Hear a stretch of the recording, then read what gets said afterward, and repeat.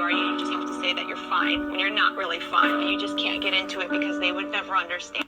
All right, welcome back to week 13 of Bakes Takes. Again, just want to apologize for not getting an episode out last week. Believe me, I would have loved nothing more than to come chop it up with you guys about a rare win by my team over none other than Brendan. But unfortunately, work and the holiday kind of got in the way. So hope you all had a great Thanksgiving, and let's just jump right back in head first and go speed golf around the week 12 matchups. Andrew took down myself 93-80. While it was a putrid effort by Andrew with 0 combined touchdowns from any running backs or wide receivers, it proved to be more than enough thanks in large part to the Corey Davis rule, who was good for an entire point. Jared beat Eric 123-117. New acquisitions Aaron Jones and Austin Eckler helped carry him to yet another victory. Sitting at 9-3, coming off back-to-back wins, Jared's team seems to be in better form than 2005 Jeremy Shockey.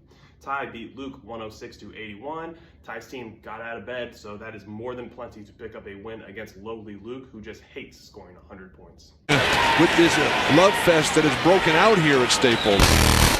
Oh, playing. Lance beat Brendan 142-105. Lance had every offensive player go for double figures, showing why he was the consensus favorite at the start of the year.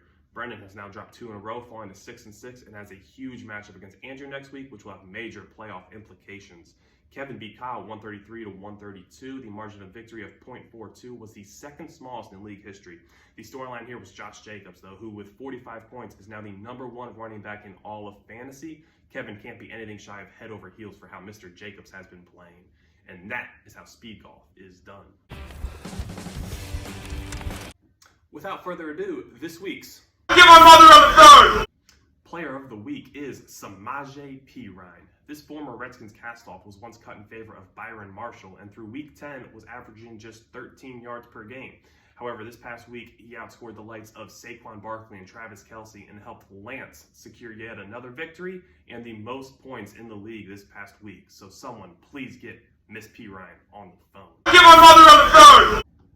Lastly, this week's Bricked up. Manager of the week is Kevin.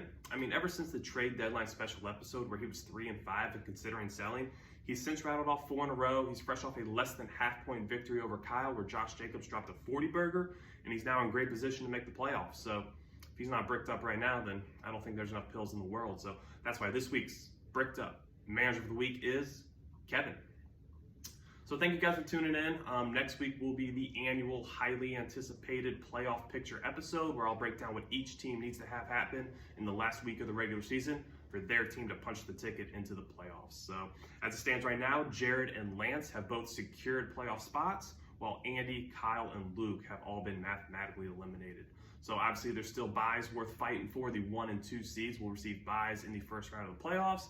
And then the rest of the 5 teams that I did not mention all still control their own destiny on whether or not they make the playoffs. So it'll be 2 exciting weeks coming up. I look forward to breaking it all down with you guys next week. So again, appreciate you guys for tuning in.